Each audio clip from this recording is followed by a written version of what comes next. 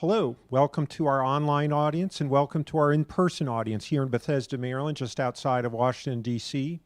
I'm Scott Snell, the current president of the National Capital Area Skeptics. Welcome to our monthly public lecture. This is actually the start of our 36th season of these free monthly public lectures. As skeptics, we want to inform the public regarding the methods of critical thinking and to provide information they may not have access to. As we know from observing the news media and publishers over many decades, the primary technique of their manipulating public knowledge is to simply omit information that would otherwise lead their readers or viewers to a different, undesired conclusion. We've seen this regarding topics such as UFOs, Bigfoot, psychic powers, and so on, as well as in prosaic subjects such as political reporting and public policy issues. But is it enough for us to simply fill in the blanks for the public? Our speaker today, an emeritus professor of sociology at the University of South Carolina, has ideas about how to reach a wider audience that normally wouldn't pick up a skeptical approach. He's Barry Markovsky. His research areas include group processes, social psychology, social networks, and influence in small group contexts. He's currently writing a new book, and he wants to debut it here for us, a couple chapters for us today, and to discuss them with him and to brainstorm. So it's great to have Barry giving a talk to us at National Capital Area Skeptics. This is actually his third time he's giving us a talk, but the other two are in the 20th century. So ladies and gentlemen, making his 21st century debut, or as I prefer to say, Millennium 3, please join me in welcoming Barry Markovsky. Thank you. Thanks. Very grateful to leadership of NCAS for inviting me here today. And thanks to the audience for coming and people who might be watching on YouTube. I wish I could see who was there, but I invited a lot of people, and I really appreciate it if you're tuned in, or to those who are going to be watching it later on. So this is my first ever quote-unquote reading of any kind. I've given lots of presentations and published lots of stuff, but this is a very new thing for me, and I am masking my nerves pretty well, I can tell. And yeah, it's been about a 23-year gap since I spoke to NCAS, so I guess I'm all grown up now. I can skip over some stuff because of the nice introduction. I'll say that for this book project, I've drafted about 2/3 of it, so it's still pretty wide open to feedback of any kind. And the purpose is to try to reach a wider audience with a different kind of style of skepticism, not a style that I'm used to writing in at all. So fortunately, I have an incredible little international writing group, 4 other people that I meet with weekly, and they've been hearing chapters as they get finished. And that's been an incredible help, but I need help from people who don't know me as well too. That would be really good. People who aren't my friends to get real feedback from.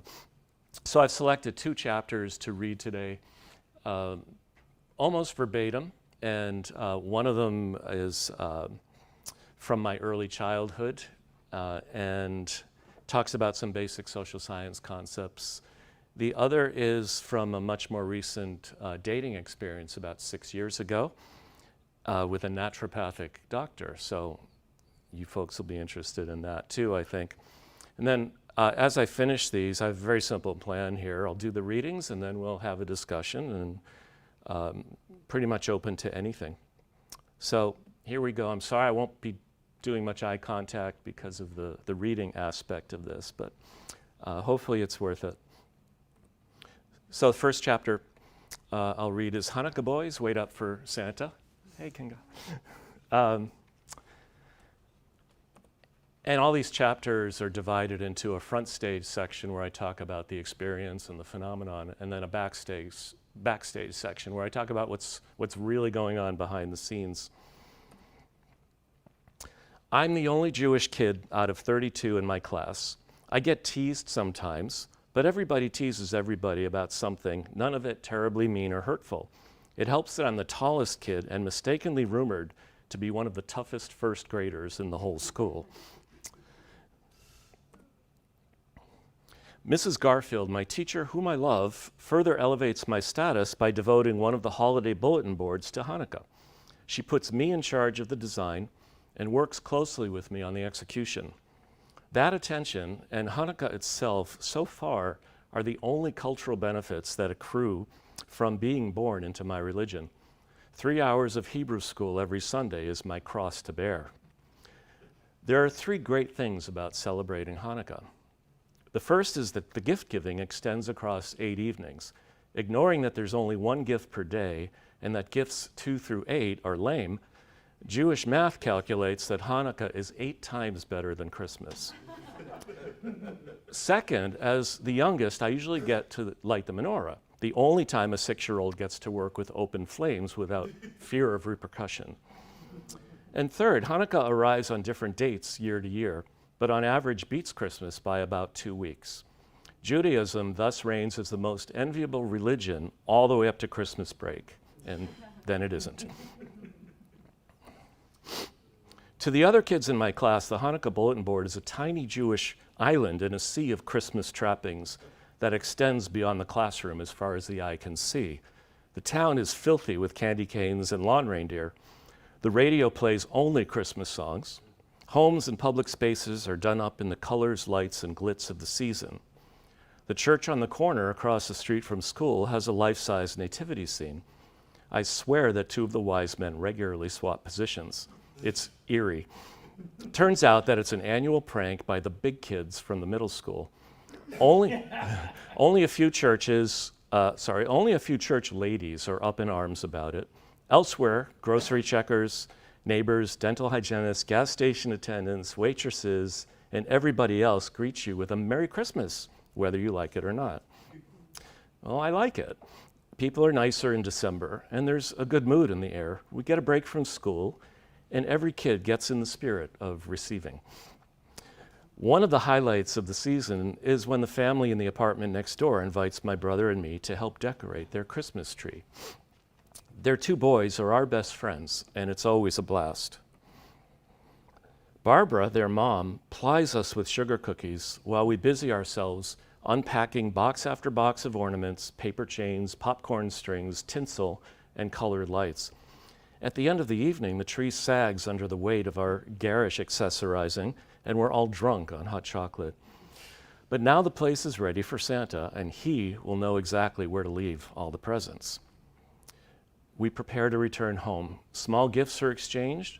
Barbara helps us on with our coats and shoes and scarves and hats and mittens. We say our goodnights, and my brother and I stagger the 10 feet across the porch from the neighbor's door to ours. I can't not believe in Santa, given his presence everywhere except my family's apartment. I understand he's not Jewish and won't be coming down our chimney to deliver any gifts. But by Christmas Eve, my brother and I are already bored with our Hanukkah presents and primed for some vicarious comfort and joy. When the other neighborhood kids get presents, we all get presents. That's because by New Year's Day, all the new wiffle balls and bats, sleds, robots, Etch-a-Sketches, and Legos become community property. We aren't excited by our friends. We aren't excited for our friends. We're excited in anticipation of exploiting our friends. And this leads to our finest Christmas ritual, Santa's arrival. Our apartment is one of 6 in an old converted house. We have front-facing windows beneath which our living room couch is backed against the wall. We're convinced, for no good reason, that Santa's glide path to the rooftop will take him straight across our field of view if we're looking out these windows. By 7 o'clock, we're kneeling on the couch, our arms crossed on the backrest, propping up our chins, our eyes trained on the skies like NORAD. We await the sleigh, the reindeer, the man himself. This time we will not fall asleep. I'm surprised that my parents abide by such a pagan ritual. They've literally threatened to beat me if I so much as utter the words Jesus Christ under my breath, in vain or otherwise, like my dad does every day. We don't believe in him is the only explanation I receive. It'll be another year or two before they let slip that Santa isn't real, and we don't believe in him either. Little did they realize that their 180 on such an important subject would establish in me a healthy skepticism toward all authorities, an attitude that more often than not serves me well for the rest of my life. But for now, they tolerate my delusion that a flying sleigh pulled by fancy deer and piloted by an obese saint will be landing on our shared roof at any moment. Of course, we don't see Santa on that Christmas Eve of my first grade winter break. 1 minute we're kneeling on the couch, looking out the window. The next minute it's morning and I'm waking up in my bed. I remember it's Christmas Day, and there's the twinge of vicarious excitement about the presents other kids are receiving. Backstage. Ray Bradbury published Dandelion Wine in 1957. It's a memory quilt of short stories about the adventures of 12-year-old Douglas in his small-town summer of 1928. It brims with warmth and subtlety. I was only a teenager when I first read it, but it made me appreciate the beauty of simple, quiet things. One of the stories opens with Douglas and his pal Charlie running to old Colonel Freely's house. Charlie has promised Douglas there's a real time machine in there. He wasn't lying. Soon after they arrive, the Colonel's words transport them back in time to the thunderous stampeding of bison on the American prairie, the performance of a legendary Chinese magician at a Boston theater, a soldier's eye view of the Civil War. You had to be back there to fully appreciate these things. Colonel Freely was, and the boys felt like they were right there and right then with him. Bradbury's short story stuck with me, but it was only recently that I personalized it. I'm a time machine too. We all are. I want to advocate for active remembering and for not taking for granted that our brains evolved this ability. I want to remember the thrill of when my dad brought home my first two-wheeler. I also want to remember that it arrived heavily used, coated in rust, one speed only, with a brake lever you had to work by reaching down to the front fork and pushing it so it would scrape against the tire. I want to always remember my impatience when the first thing Dad did after bringing it home was to break it down, clean and lube the moving parts, sandpaper the entire frame, spray paint it red, and reassemble it back into a working bike. I want to always remember him teaching me to ride it the next day. I'm not saying this to suggest that my nostalgia is better than anyone else's. I just want to recommend you take trips in your time machine. At first, you'll see only the very best and the very worst memories. Be patient. Most of who you are is made of all those other memories in between. You'll find some. Apropos of nothing, here's one I forgot that I remember. It's a brief scene at an amusement park. Pleasure Island existed from 1959 to 69 in a Boston suburb. It was neither an island nor much pleasure. I'm 4 years old. It's a long, sweaty drive in the summer heat in the unair-conditioned Plymouth. Attractions were crowded and there wasn't much to do if you were too small for the good rides. The clearest memory I have of Pleasure Island is the giant treasure chest near the exit. It rested crookedly on some sand as though it was washed up from a sinking pirate ship. I'll guess it was about 10 by 15 feet and 6 feet tall. Its base was ringed with kids burrowing under the edge like ants. One by one, they disappear into the chest to investigate the treasure and crawl out beaming a minute later. My parents wouldn't let me dig, but my big brother was permitted. Stuck there watching, I was consumed with envy. And that potent emotion is probably the only reason I'm able to recall this story. Our rubber flip-flops went tacky on the hot pavement during what seemed like a 25-mile trek back to the car. I asked my brother about the treasure. He said it was dark and empty inside the chest, and it smelled like feet. There's probably a life lesson in there somewhere. You can adopt different perspectives and see the same events differently through each. My time machine has a switch that selects among 3 modes of operation. First, kid mode. I can see Christmas Eve 1962 as it lit up my retinas and tickled my eardrums. I see it unfold through a 6-year-old's eyes and ears and brain. I re-feel the fun. I experience echoes of the laughter. I can feel the anticipation viscerally that I felt just before we unboxed the tinsel and flung it up onto the tree and onto the cat and all over each other. Second, adult mode. I watch the same scene as though it's a documentary. The spareness of lower middle class furnishings, the big console TV in the corner of the room, the absence of art on the walls. It's a scene of simple goodness, secure, warm. It makes me happy now that those kids got to experience it then, oblivious as they were to the fact that one of them would be recalling it in the 2020s. Third, scientist mode. This perspective reveals an even wider spectrum of colors and facets. It's not for everyone, but I find it enriches the experience immensely. I get to see the hidden movement of the clockwork, how the machinery of cultural contexts, family dynamics, peer interactions, and child psychology colored my precious misunderstandings. So it's back into the time machine as I switch it to scientist mode and have another look in at the Hanukkah Boys' Christmas. Kids aren't born knowing how to do Christmas. Socialization is a lifelong process of learning their group's norms and customs. Children have to be socialized to believe what others accept as true and to behave as others expect them to. It starts off for infants and reiterates for adolescents when they realize there's more in the universe than just me. Understanding that others also have thoughts and feelings is a major leap.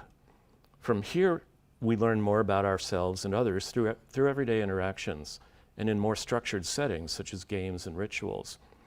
In this process, we gradually learn the right things to say and think. Santa Claus and all the other Christmas traditions aren't cosmically preordained. They're social constructions, evolved over centuries.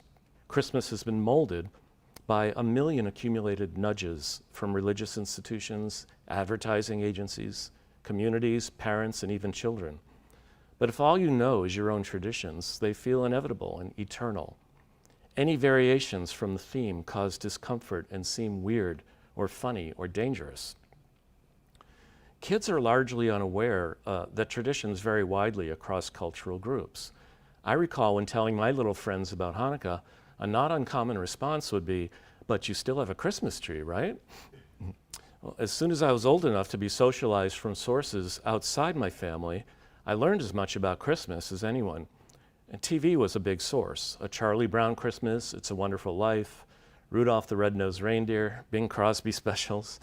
The stores, schools, downtown streets, and everything else were festooned in red and green from here to the cultural horizon. I greeted people with Merry Christmas. Nobody said Happy Holidays, and Happy Hanukkah was consigned to the few private households and the building and grounds of Temple Beth Shalom.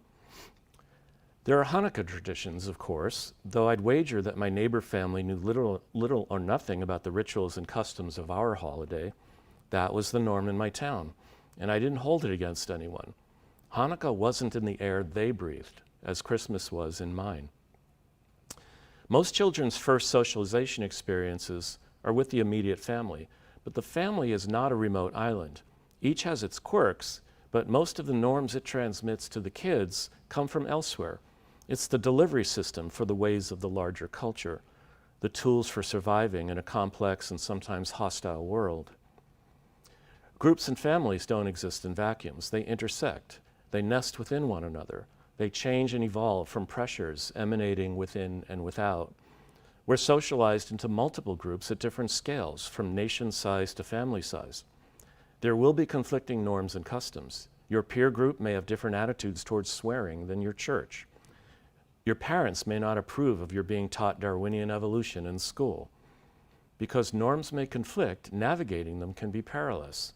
Not only do we all have to learn what to think and how to act, we also must learn where and when different thoughts and actions are permissible. Otherwise, we risk punishment and rejection. It's a minefield out there. When different groups rub up against each other, good things can happen too. Cultural diffusion is the spread of innovations and traits through intergroup contacts. It's how the American tradition of Christmas trees was imported from a German tradition, and that evolved from non-religious customs of bringing evergreen boughs inside during the long winter as a reminder of warmer, sunnier days to come. Cultural diffusion also accounts for such things as blue jeans in Bulgaria, crepes in Cleveland, and K-pop in Kazakhstan. And it's why I know at least 2 Jewish families that have added Christmas trees to their Hanukkah traditions. When my first grade teacher helped me put up the Hanukkah display on the bulletin board, a little bit of culture diffused. It was probably the first time most of my classmates were exposed to any sort of Jewish imagery and tradition. When my brother and I went next door to help trim the tree, some Christian culture oozed into my family too. We got a first-hand dose of that holiday above all holidays, around which, as described in the film A Christmas Story, the entire kid year revolves, the yearly bacchanalia of peace on earth and goodwill to men. We had a first-hand experience that raised our awareness of what goes on in a Christian home to prepare for the holiday.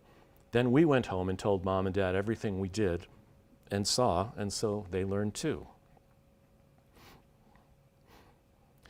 Magical thinking is a belief in causal connections without evidence or plausibility. Examples are the belief that a rain dance brings rain, or that a serial killer's sweater has cooties. Many magical beliefs are encouraged by religions. The real Christmas miracle may be the way that the holiday converts a set of cultural traditions into a personal reality that feels as substantial as a fir tree dehydrating in the living room. For grown-ups, the absence of those traditions is unimaginable. So woven are they into the seasonal fabric of the family. For small children, the flying reindeer and jolly gift giver are as real as the tree, the cookies, and the presents. Children have magical thoughts because they trust what they're told by their socializers. Those thoughts become beliefs as they're reinforced by customs and rituals, by parents and clergy, and by platitudes like wishes come true.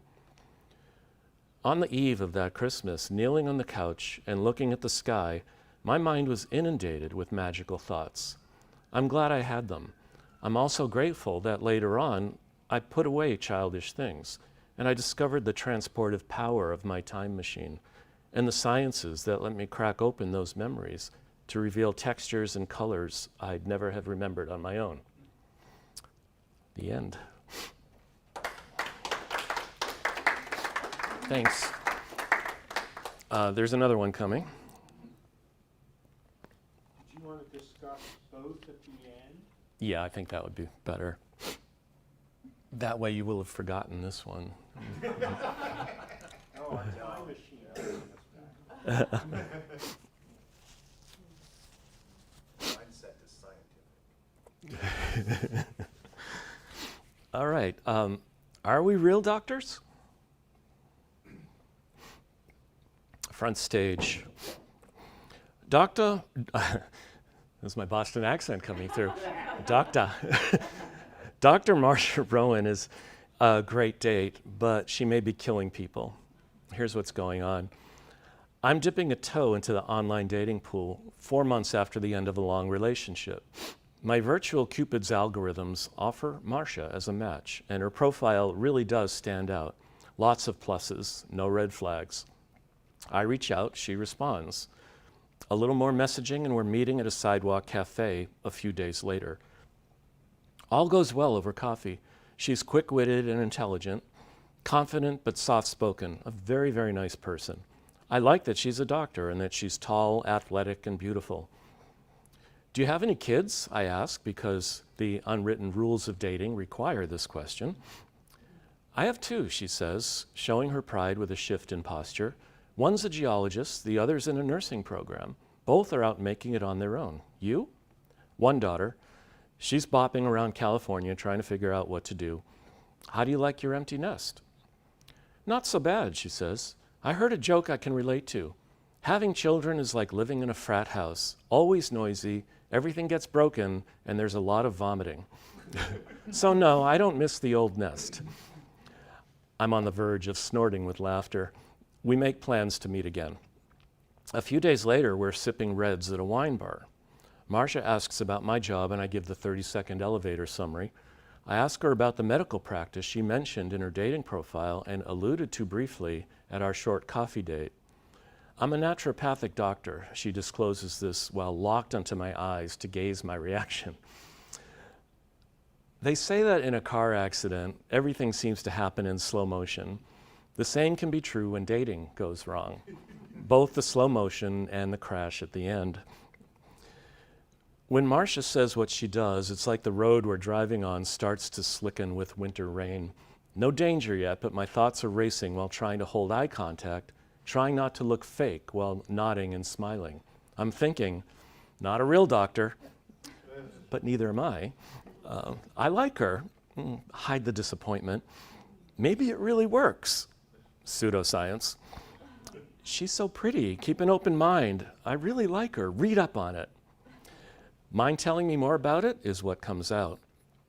Sure, 4 years postgraduate training in different treatment modalities, practicing over 20 years, leadership role in the Women's Health Network. I publish, co-edit a journal. What else can I tell you? I ask, how did you get interested in it? I've always loved science, she says. Good answer. I've read articles where naturopathy gets criticized along with unproven and dangerous treatments. I'm not sure what to believe. All I know for sure is that the lovely Dr. Rowan is sitting right here, right now. To whatever degree I'm biased against her life's work, her gentle presence is keeping my mind open. It's hard to believe she's a danger to anyone. She continues, but I have some major beefs with conventional medicine. Doctors over-medicate and don't get to know their patients. They bring out the big pharmacological guns to treat symptoms, but ignore the whole person. It's inhumane. Maybe she's overgeneralizing, but who hasn't encountered that doctor? Usually a male. He makes you wait an hour, acts like you're wasting his time for the minute he grants you, writes a prescription and walks away. What does it mean to treat the whole person? I ask. We're trained to listen. I get to know patients. We talk about what's going on in their relationships, their diets, their minds. I'll only prescribe treatments that support natural healing. We work with the body's own systems for repairing itself, eliminating toxins, striving for balance. What kinds of treatments do you prescribe? I ask. We have a lot of discretion. We can choose from a whole array: diet, herbs and supplements, vitamins, homeopathy, detoxes, acupuncture, and others you probably haven't heard of. Skeptical pressure is building inside. I release a little by hissing out, "Is it science?" Most of it is, she replies, and there's a lot of clinical research to back it up. Do you think all of these kinds of treatments are effective? Well, no, not everything works for everyone, but that's why we get to know our patients and as whole people. We tailor the treatment for each person's systems. I try to clarify. I'm just wondering how much these treatments might work like placebos. She could take this as me implying there's literally nothing to naturopathy, but she takes it well. Sure, there's an element of placebo that aids healing, just like in conventional medicine, but I gravitate toward treatments with solid backing from clinical research. Such as, I ask, acupuncture, herbs, and homeopathy, and diet. She describes amazing healings of obstinate illnesses, borderline miracles. That's great, but obviously it's anecdotal. Well, such evidence, of course, is notoriously unreliable in medicine and taken with a grain of salt. Maybe these patients were being treated at the same time by conventional doctors. Who knows? You said there's scientific evidence for the things you prescribe. Can you point me to anything you think is especially convincing for any of the treatments that you offer? Sure, she sounds pleased I'm interested enough to ask. I'll send you some. Switching gears, we explore a few other topics and get to know each other a little better. She talks about her family, where she's lived, tastes in music and art. It's the starting point of any great relationship, the joy of discovering what's shared, and the chore of deciding if the differences are tolerable. We talk and laugh our way into second glasses of wine while I'm still processing what she has said about her work. I feel an undercurrent of unease, a subtle shift in momentum. It's as if we're driving slightly too fast on that slick road and the rear end of the car is ever so subtly beginning to fishtail as we round a corner. Backstage. Alternative medical practices like naturopathy are here to stay, but there are many vocal detractors. The skeptics quip, What do you call alternative medicine that's been proven to work? The answer, medicine. Are the skeptics being unfair? Snarky, maybe, but not unfair given the evidence. Most objective reviews of research on alternative medical practices find little support. The challenge is to locate the most promising treatments in an ocean of unsubstantiated claims and practices. Naturopathy emerged in the early 1800s from folk remedies and practices in Europe. The American Association of Naturopathic Physicians, AANP, cites 6 foundational principles. They're unobjectionable maxims such as promote the body's natural healing abilities, identify and treat the causes of illness, do no harm. These principles don't address what should be naturopathy's central concerns: to develop a viable theory and conduct systematic research to shore up its more remarkable claims. For example, the fundamental claim of naturopathy is that its treatments bring a patient's quote-unquote vital energy into quote-unquote balance. But these concepts are undefined and unmeasurable. If balanced vital energy is really a thing, it would contradict the laws of chemistry and physics. Without evidence of its existence and a theory of its functioning, vital energy is a questionable foundation for an entire system of medical practice. Naturopaths disagree, of course, and the websites of key organizations like the AANP and the Institute for Natural Medicine publish spirited rebuttals to critical articles. These rebuttals rely heavily on argument fallacies. For example, the Wikipedia entry on naturopathy says it uses many pseudoscientific practices, some of which are outright quackery. The AANP rebukes Wikipedia for being slow to correct falsehoods and too costly to sue for libel. But those are misleading statements, red herrings, as professional arguers would say. Did Wikipedia publish libelous falsehoods? No, their critical article on naturopathy musters scientific evidence to support its claims.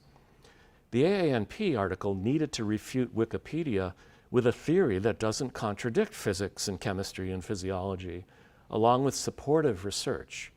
It didn't because such a theory doesn't exist. Naturopathic websites do include links to supportive research. That's a good thing, of course, unless they purposely exclude unsupportive research, which they do, or unless some or all of the linked research they deem supportive is actually inconclusive, which I've found to be true for the little pro-naturopathy research that's out there. The first linked article at the Institute for Natural Medicine's website illustrates the point. Subjects at risk for cardiovascular disease were randomly assigned to one of 2 groups. Both groups received standard medical care. One group also had naturopathic treatments. After a year, the naturopathic group showed modest benefits on several measures. Alert readers will see the flaw. A proper control group would be treated exactly like the naturopathic group, except with a sham or placebo instead of naturopathy. The reason? Beneficial effects can follow any kind of extra therapeutic attention. A treatment versus non-treatment design is weak and potentially misleading. Another flaw in the study was that the naturopathic treatments themselves included health promotion counseling. This means subjects were encouraged to practice good diet and exercise habits. Since this intersects with conventional treatments, we can't know if the uniquely naturopathic treatments accounted for any of the benefits. Marcia gave me an article on homeopathy. She'd had good success with it, even curing a patient's serious illness when nothing else worked. Experiences like this, plus the clinical evidence, put homeopathy at the top of her prescription arsenal. Homeopathic products are easy to find, even in grocery stores and major pharmacy chains. They claim all sorts of applications, from restless leg syndrome to COVID-19 to loneliness. They're quite popular around the world, with over 200 million users worldwide. The practice was invented in Germany in the 1790s by Samuel Hahnemann. It was based on subjective, self-administered provings, as he called them. By his procedure, he might eat a handful of hydrangea flowers and record what happens. Days later, he gets a headache and attributes it to the flowers. Then he applies the law of like cures like, inferring that hydrangea causes and cures headaches. To prepare the cure, he applies the law of infinitesimals, which could be called the law of reverse potency. According to this, the smaller the amount of hydrangea in the treatment, the stronger the curative effect. Treatments are prepared to exacting specifications. A typical preparation looks something like this. Prepare an ounce of pulverized hydrangea flower paste. Dissolve it in 100 ounces of distilled water. Shake the container vigorously 100 times. Take 1 ounce of that liquid, discard the rest. Return to step 2. Repeat 30 times. There are variations depending on the treatment, 6 successive dilutions or 100, different numbers of shakes, pills of sugar or potions of water. There's no scientific rationale for the specifics, just procedures without purpose. Adhering to the traditional rules handed down without research or testing. The false precision looks rigorous and scientific, but it rings hollow. What Hahnemann didn't know is that by the 12th dilution, it's unlikely even a single hydrangea molecule remains. Yet this supposedly maximizes the strength of the treatment. So the water must remember a substance it no longer contains. It must also forget the millions of other substances that its molecules contacted in their long lifetimes. There's no evidence that water does either, or viable explanation for how it could. The preparations come with disclaimers like this one. Claims based on traditional homeopathic practice, not accepted medical evidence, not FDA evaluated. In a statement about its position on homeopathy, the Food and Drug Administration warns, products that have not been evaluated for safety and effectiveness may harm consumers who choose to treat serious diseases or conditions with such products, and consumers may be foregoing treatment with a medical product that has been scientifically proven to be safe and effective. No homeopathic treatment is FDA approved. It's likely they're mostly safe, but the fact remains they haven't been proven effective. An elderly James Randi, famed author and debunker, began his TED Talk by downing an entire bottle of homeopathic sleeping pills, a massive overdose. It had no effect on him. Then again, doesn't the law of infinitesimals mean that taking a tiny dose should be more powerful than taking a whole bottle? Wouldn't the risk of overdose be from accidentally taking too little? This is the paradoxical conclusion to which homeopathy's winding logical path leads. Not surprisingly, practitioners lack a consistent stance on overdosing. The reason is simple.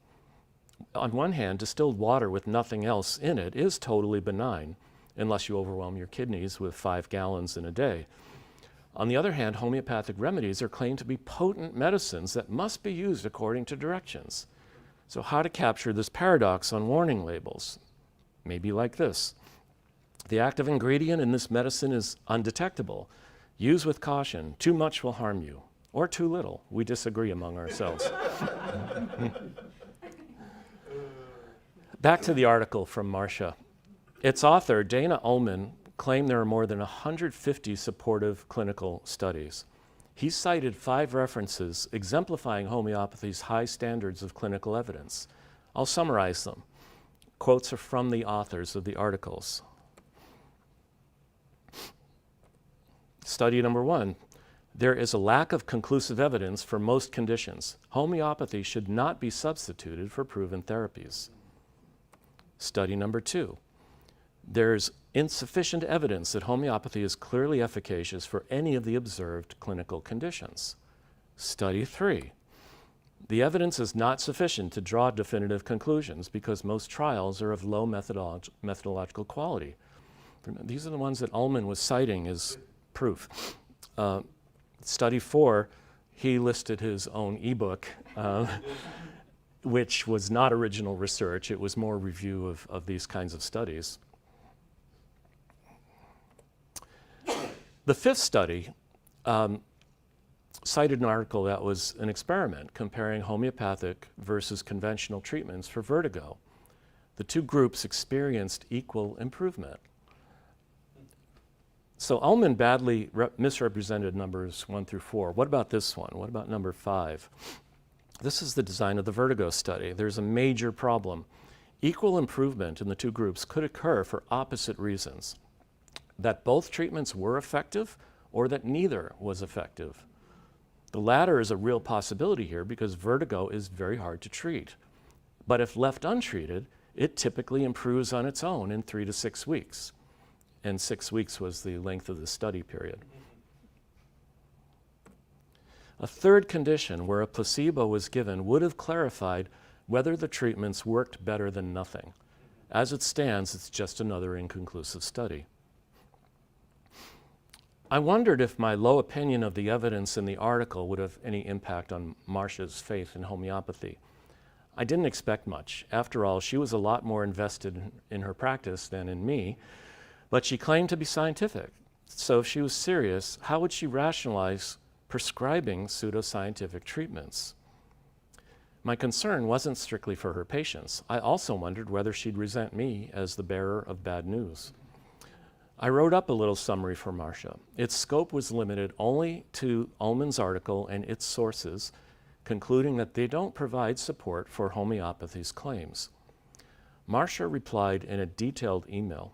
She began, "You absolutely convinced me that Ullman wrote a sloppy article in all sorts of ways. And if Ullman made the claim that scientific studies had proven the efficacy of homeopathy, that's also unfortunate, since, you're right, it doesn't seem to have been adequately proven by traditional scientific methods."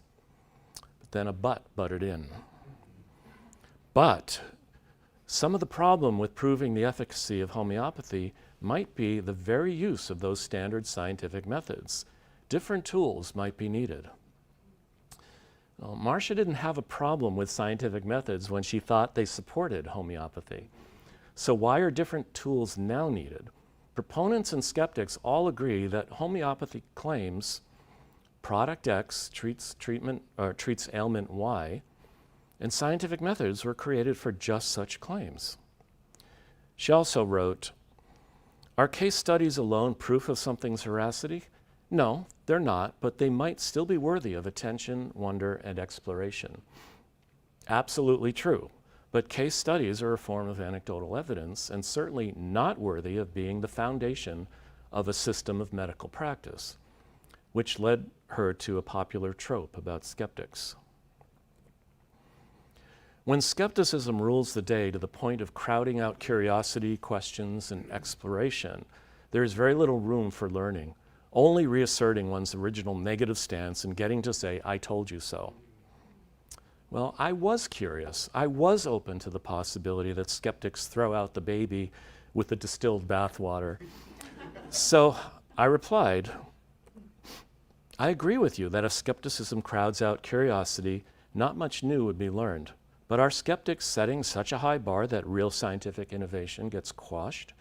Science has shown again and again that it's open to wild new ideas, but it progresses because its built-in skepticism eliminates the bad ones. Science definitely resists accepting new ideas quickly, no matter how fervent their proponents. It waits. Sometimes it takes years and a new generation before the slow accumulation of evidence finally proves itself worthy. Homeopathy isn't being singled out for unfair treatment. Its core concept of vital energy is undefined and unmeasurable. Its research foundation is far from solid. Its remedies work no better than placebos. Short of meeting basic scientific standards, what's left is naive faith in homeopathic authorities like Ullman and a penny-a-ton pile of anecdotal evidence. In the end, Marcia rationalized her faith with several strategies. She decided that when homeopathy fails tests, it's the research method's fault, that scientists lack curiosity about things outside their narrow paradigm, that having only low-quality evidence is fine for now. The relationship went into a full spin-out, flipping over like a turtle, wheels in the air, turning to a stop. Though our homeopathy exchange was totally cordial, within days, Marcia expressed her growing doubts about our potential. I couldn't blame her for feeling that way. But I'm glad we entertained the possibility of being together. You really don't know for sure if something works unless it's tested. Thanks. Thank you. So we have lots of time for discussion and possible topics. Just to get started, if you're interested or if you have any other questions or comments, can this kind of an approach to relaying skeptical concepts sustain itself for 20 chapters and 200 pages? Is it even a viable endeavor? I don't know. 20 different chapters on 20 different topics, all of which will be familiar to most of the people in this room, but now presented in a different kind of way. Would this help to broaden the audience for the kind of skeptical literature that we are more familiar with? You know, the Shermers and the Randys and the Sagans and the Dawkins and all the other skeptics. And maybe most important, can something like this and again, I'm not expecting everybody to love this or for this to work on everybody, but is there a category of potential readers for which this might motivate a desire to think more critically about things? Even though it's never too preachy, it's never trying to teach a general lesson about critical thinking. It's just giving situation after situation, case after case. But I wanted to get your opinions about that possibility. Gary, I want to bring in our online participants. Awesome. And we have Bruce Press saying it felt like he was retelling my childhood as well. And For better another or worse. participant saying, yeah, quite familiar to me too. And another saying he maintained my interest in answer to your question up there. So I'm thinking that your hope that you would describe something that would be familiar to readers of all types, skeptics or otherwise, and then to have this backstage discussion of it. I mean, obviously that's working with this With small one person. group here. So anyway, but I do want to get around the room if other people want to hop into the discussion. And of course, I'll continue to channel using the internet, not psychic powers, our online participants. Sure. Back in the 35th row. No, I'm looking. Okay. Well, I found the stories very engaging. My question becomes, is this a thing for skeptics to sort of like learn to engage the more non-skeptical community? I mean, there's been a few books that I've read recently that seem to deal with this. And I actually have tried something similar for the physical sciences. I've dealt with like teaching things for like various Velikovskian type claims. There's things you can teach in high school physics that, you know, you can get the students to do and say, hey, this doesn't work. Yeah. So I'm intrigued by that. I think the sociology aspects of it are very interesting, but much messier in the sense it's hard, you know, to get clear signal sometimes through the noise. But I like I said, I found the stories engaging, and yeah, they were kind of reminiscent. You know, while not growing up Jewish, I could appreciate some of the stuff. My family used to travel around a lot when I was growing up, so we interacted with a lot of different people in, up and down the east coast of the country. Oh, good. But I'm intrigued by if you know, these stories are engaging, but if there's a way to distill down some basic principles, one of which is like in your second story, is engaging the person in a discussion, but you're also fighting the issue of what's that saying about a person will not believe something that their livelihood depends upon them believing it, and you had, I think, a little bit of that issue there. The odds that you were going to convince that person to change their mind was pretty low. Yeah. But how would that impact a broader audience is, I guess, maybe my question. Yeah, well, you're picking up on some of my challenges on different levels, like the face-to-face situation where you're actually talking to somebody who has a very different belief system. I'm reading Mick West's book right now, something about going down the rabbit hole. And he provides strategies for trying to reach people who have very different worldviews, and it's a very difficult thing to do. So, and with this kind of writing, I'm hoping to just sort of reach a little further into the distribution of beliefs. So I'm not going to be convincing QAnon people that they're not thinking critically, but maybe people who are just kind of on the edge of feel maybe an inherent skepticism about something, and now they have something to latch on to. I'm hoping, but Murky middle. yeah, Essentially, that isn't quite sure where they want to fall, right? I'm going to switch over to another participant here, Okay. but also mention that we have someone, Becky Strickland from the Philadelphia Association for Critical Thinking is one of our online participants, and she brought up the question of whether a homeopathic practitioner could tell the difference between distilled water and one of their preparations. Is there some way to test it to... divining rods, obviously. But I thought that was excellent. Good question. I have no answer. So I think, first of all, I think that it's a really interesting approach to have the front stage and the backstage, because it brings the reader in with the story they can relate to, and then, to go behind the scenes and talk about what's really going on. Great approach. My question is a general one. Do you introduce the method like in an introductory chapter or a preface? Because I'm just wondering a little bit if the reader would get what's happening right away. Well, absolutely, there's going to be some kind of reference to the structuring of the chapters, but I've written a couple versions of an introduction in my writing group. They're just all over the place and how they feel about that. So it's probably best to wait till I'm working with an agent or an editor and see what they might suggest. Because it's C. I don't know what would be best there. But yeah, there would be some reference to that structure and the reason for it. Okay, great.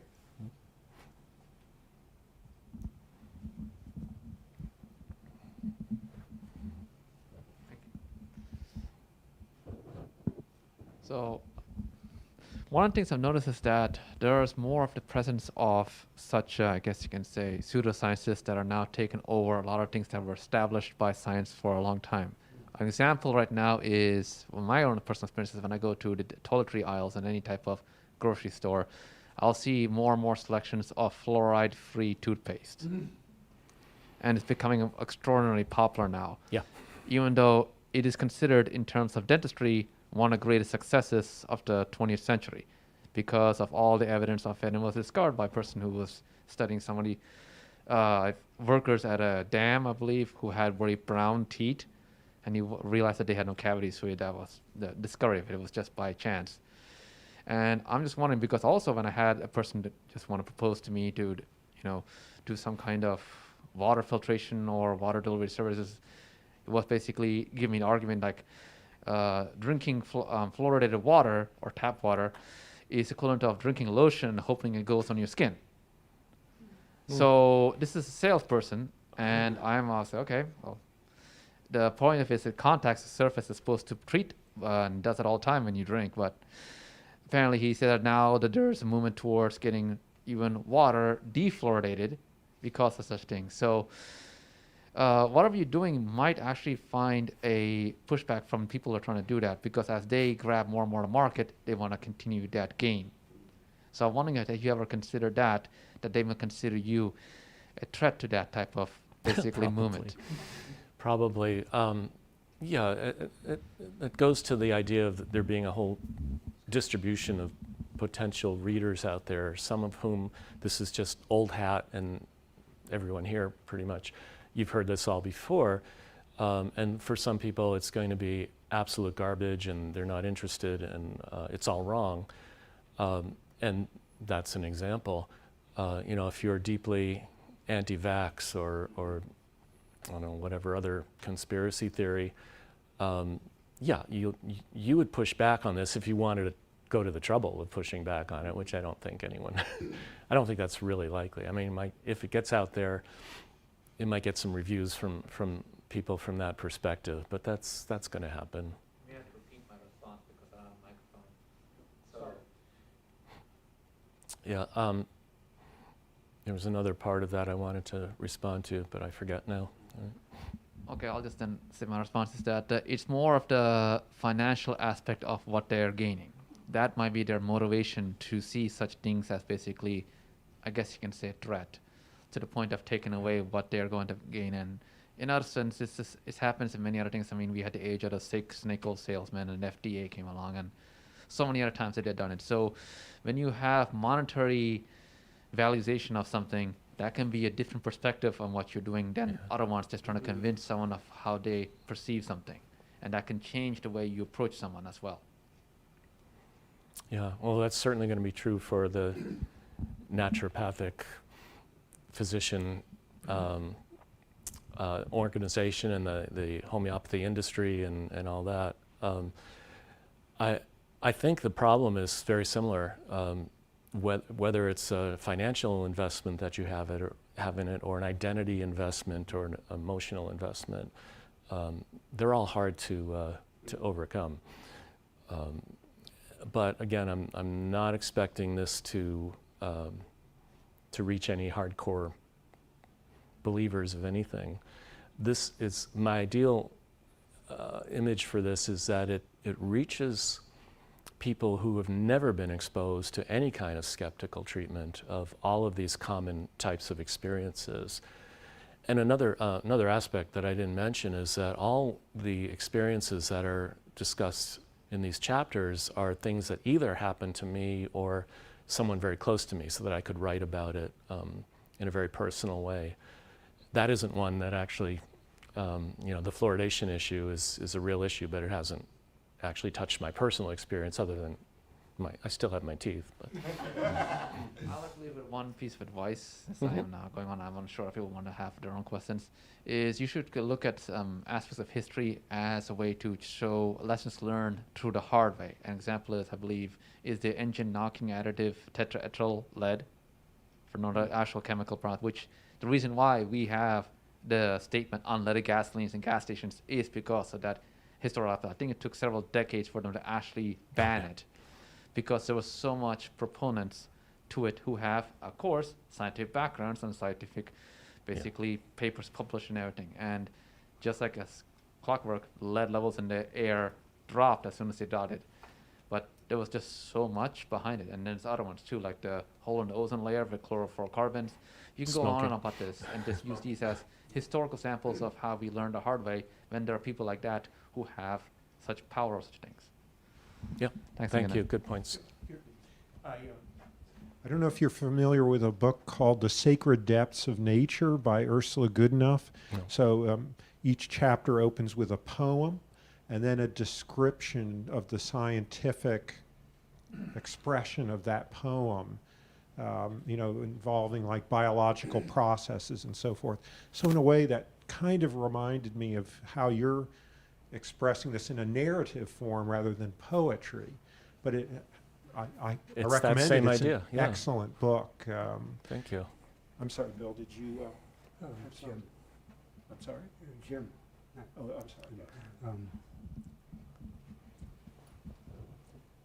I'm sorry. I'm wondering if any of the people that you were just talking about have any kind of interface with Christian Science. Does that ever come up? I have a chapter on Christian Science. Oh, well, Because I have a personal experience with that. In college, I befriended a Christian scientist, and he took me to his home for dinner with a bunch of the people they lived together, about 10 of them in a house. And I haven't written this yet, but I had a cold at the time. I had dinner there, and they said, we can help you. We can help you. And I said, no, thanks. That's okay. Went home, and about a week later, I saw him, and they all had colds. So I know I'd have to write a chapter about that one. What do they do? What do they do if anyone ever ever calls them on such things about like the colds. What would I do? What? What do they do if somebody calls them on Oh, something like those colds well, we know that they got? they didn't pray hard enough. I mean, there's always a way out. It was only a cold, so they weren't fervent enough. Yeah. You mentioned about Mick West. Of course, he does excellent videos about UFO analysis, and I've watched with non-skeptical friends who were definitely persuaded. Really? So. Yeah, I was impressed. I really enjoyed your presentation. I got to thinking this. I got to thinking about you were talking about fluoridation. And I was thinking about. I just watched, Dr. Strangelove. Jack D. Ripper. And not only is he really believes in, let's get rid of fluoridation. He's going to destroy the world in order to do it. But you have people who are very, very well trained scientifically. When I was a graduate student, my research director was one of Linus Pauling's first graduate students. And Pauling was an advocate of taking vitamin C, to help cure colds. And my research director had reviewed a lot of the medical literature, said it doesn't work. It's no good. So, you had Pauling who was but he could never convince Pauling that that this belief was basically a form of magical belief. Pauling probably believed because all of the atoms were his personal friends. That he had an inside track, inside knowledge that most of us didn't have. I enjoyed your talking about Christmas. But growing up and belief systems and how they can be imposed on you, or you can become critical because of some attempts to impose on you. I became very critical of authority figures because of experiences. When I was in high school, of what we were being taught in history. I was in Georgia, so we would be taught Georgia history, which is really pretty disgraceful from beginning to end. And so I became very, very critical. But I think that's the thing that's often, turns people into skeptics is that child and experience very early on where some adult tries to push some BS on them, and they recognize it as BS. Yep. Thank you. Good points. Sometimes as adults too. When I was hearing your readings here, I wondered if there would be a way for you to sort of incorporate some reactions. It sounds like you're not working alone. You're describing experiences from people close to you as well as your own. Like I thought, I wonder what it was like for a Christian to grow up in Israel. And Christmas comes around, and I wonder if they have sort of an interesting story that is similar to yours, and maybe that symmetry doesn't matter. But I'm curious about whether you're thinking about, oh, so and so told me they had a similar story or something that sort of turned slightly in an interesting way. What I've been doing is it's at least 3 of the chapters involve another person's experience that I know, and I've gone back and contacted them, asked them questions, and tried to get insights into how they experienced this phenomenon. One of them was really into astrology in college when I knew her, and so I interviewed her about how she got into it and why she believes it, and I thought she still did actually, but I said so. I asked her something like, what has allowed you to maintain your belief in astrology? And she said, Barry, I don't believe in it anymore, thanks to you. So, I had no idea. But to hear, another one went through a kind of faith healing ceremony, and to hear how now 40 years later, she's still damaged by the realization that it was all faked. It was just sleight of hand tricks and things like that. So I do try to bring some of their perspectives in. Mm-hmm. One of our board members, Beth Kingsley down in Washington, wondered if you could put up the slide that shows what your different chapter topics are. I did include one, yeah. How did she know that? My psychic powers, actually. There you are. And Beth, I assume you're receiving this telepathically as well as by internet? No, the reason is that you sent us this ahead of time, and I glanced through it before today, and so I knew when Beth said, hey, what are the other topics that I could say? But anyway, I hope no one was scammed by that. It was an innocent scam, if anyone was fooled. So anyway, that's there you are, 15. Beth. 15 out of about planned 20 to 22, I think. One of our participants, I think up in Toronto, has said, wow. So just to let you know, as far as like the breadth of these, so that's cool. Yeah, it does look pretty cool.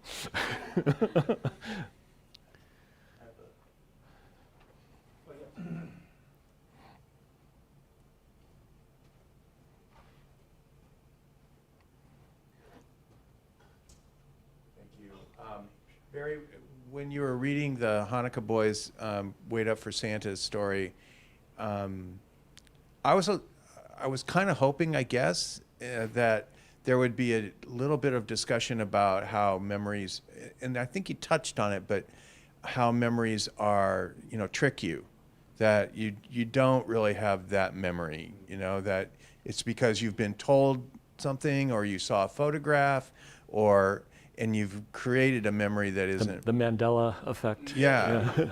Yeah. So I don't know if that's. Yeah, that's got to be in this book somewhere. That's good. Okay. That's a good. There are other places where the fallibility and malleability of memory comes in, but this would be a great place for that. Thanks. Yeah. May I ask you to get a little meta with me in terms Sure. of sociology? Am I seeing correctly that you're attempting to pace the public by saying, hey, I had this interesting experience, and then in a way sort of lead them once they are familiar with you? So they're like, hey, I had that something similar happen in my childhood or whatever. And then you say, hey, there's more to it. And so they'll sort of follow you to the next couple pages of where you say, hey, I know something extra about this that you may not. Am I correctly? Of course, I'm just a layperson when it comes to sociology, but in terms of your expertise in group processes and so on, is that where you're actually doing your craft? Yeah, that's one aspect of it for sure. And by the way, maybe I shouldn't be saying this. I don't know if it's absurd for me to say, hey, you want to keep that all underground while you're doing your sociology techniques.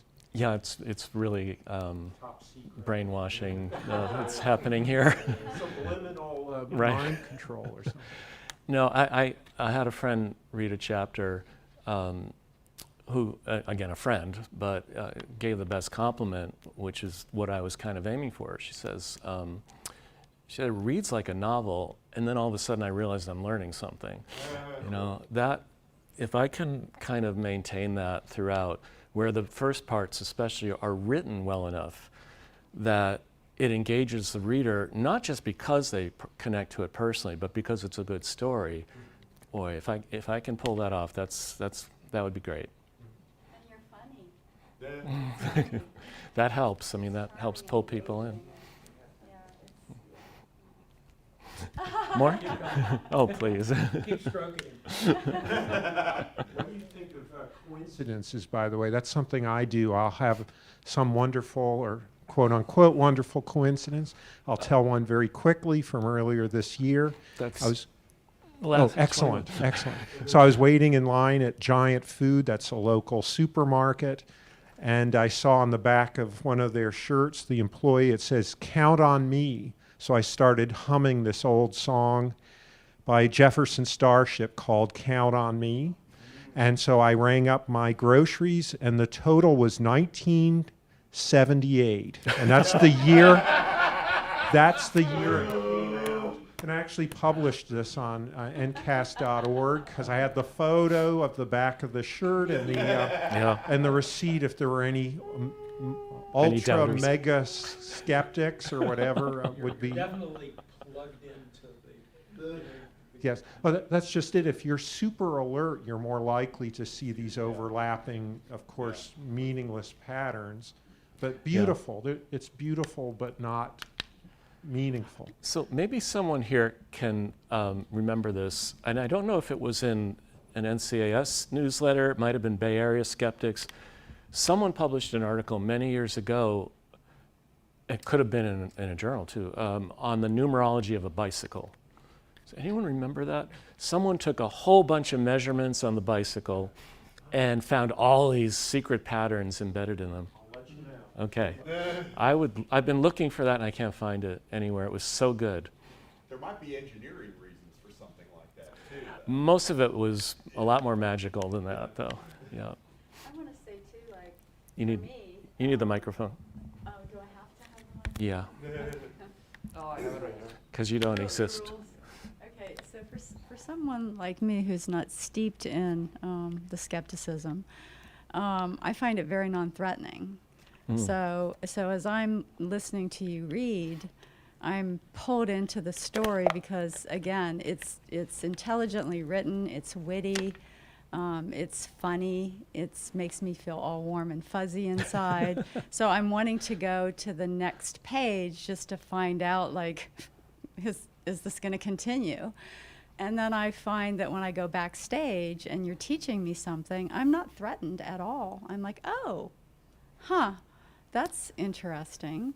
This was not something that came easily to me Yeah, too, because that's what the writing group benefit was. They kept saying, "You're sounding superior here. You're talking down to people," and I would go back and edit and edit and edit to the point where, and sometimes it still comes through. It's really hard. Like, I know something that you don't, and I'm going to teach it to you, and not have that sound a little threatening. Well, aren't you glad that I found it non-threatening? I'm then? very, very glad. Your Yeah, work has paid off. Kudos to you. yeah, and you may be the I only. think it's brilliant. Oh, so. thanks. You may be the only non-skeptic in the room, though. Yeah. Thanks. Yeah, okay.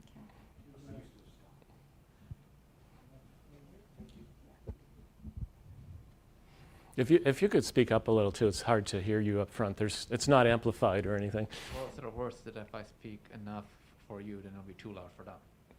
I don't care.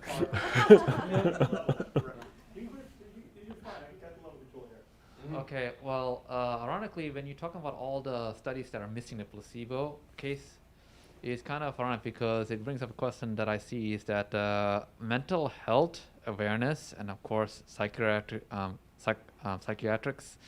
is something that's become a trending thing towards becoming more commonplace now. And ironically, one of the statements that they used to like to say is the age-old idiom, laughter is the best medicine. Mm-hmm. And it basically is a way of indicating the placebo effect. And as that becomes more prevalent in our society, which is not barely now, but I can see as more people are bringing up mental health issues as many things come up, it could be something that I could effectively look at and relate to your book. Have you ever considered basically referencing or contacting any type of psychiatrist or anyone in the psychological fields that might add something to what you're trying to distribute? That sounds like it could be very useful, actually. Again, part of that mission of trying to be influential with this without being overbearing could be through humor, through back channels, basically, and yeah. Is Thanks. it possible that the chapter, the second one you presented to us, actually shows that this technique you're describing is not going to work with everyone? She's highly educated, and in a way, didn't you use the same type of technique of describing your own? Oh, maybe you didn't. You definitely discussed this as a fellow scientist with her, but you didn't sort of like show her that chapter. You know what I'm trying to say? Yeah. I hope that in terms of, oh yes, I remember when I had such beliefs, but then this is why I have different beliefs now. I guess you didn't really engage her in that way, did you? Well, ironically, at the time that this was happening, I didn't know what her positions were. I only went by what she said. I'm a scientist and I follow the research. Yes. So I kind of expected what I said to her would be more influential, and instead she ended up dismissing Interesting. science. But I didn't prolong that debate. You know, it could have gone a lot further than that. But I guess as skeptics, we often assume regular folks we run into probably aren't skeptics, and that to engage them in a similar way, not deceptively, and say, oh, I'm, you know, a believer in such and such, but rather kind of sync up with them and then lead to, hey, I do have some extra thoughts about this, or perspectives you may not be familiar with. yeah. Well, also that was, in the 6 or 7 years since that happened, I may have gotten a little better with that kind of conversation too. I hope, but I have a long way to go. So since you have brought up your interest in looking into psychology, one of the actual statements that I learned from what I've been told by them is, unfortunately, the difficulty to surpass the barrier of tribalism, which can be described in one single sentence, and that is that in their belief of tribalism, it is that for those outside of my tribe, which whatever they describe their circle of friends are, I will punish them for the exact same actions that I forgive those inside my tribe. So you're going to have this double standard and cognitive dissonance basically as something that you have to breach, and it's sometimes difficult to do because of this psychological theory of tribalism. So if you want to consider looking at people who can help you, try to see if you can find ways through that.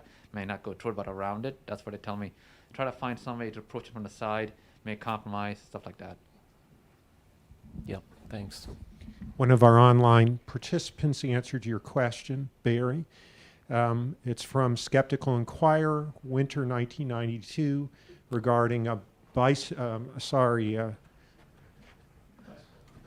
Wow. I have to, my short-term memory isn't as good as it used to be. Adventures in Science and Cyclosophy. Oh, that's great. So anyway, it is, Ask and you shall receive. is a real crowdsourced work Yeah, here. yeah. Well, listen, I guess maybe we'll wrap things up. Obviously, for those of you here in the room, we have wonderful refreshments. And we're going to move into another, you know, our brains are sort of tuned now to how do we get out the skeptical message and so on. So I do want to thank you again, Barry. And thanks also to J.D. Mack for producing today's program. And thank all of you here and online for joining us. To our members here and online, please remain for our annual membership meeting as we continue brainstorming, planning ahead, maybe months or years. What should the future of the skeptical movement and NCAS be? To our online members, an unlisted YouTube link will be arriving in your email inbox in just a minute. Click on that and you'll join our membership meeting. For other participants, non-members, thanks for joining, and we'll see you next month, October 8th. Details to be announced. Thank you all so much, and we'll move into our different brainstorming. Right. Thank you.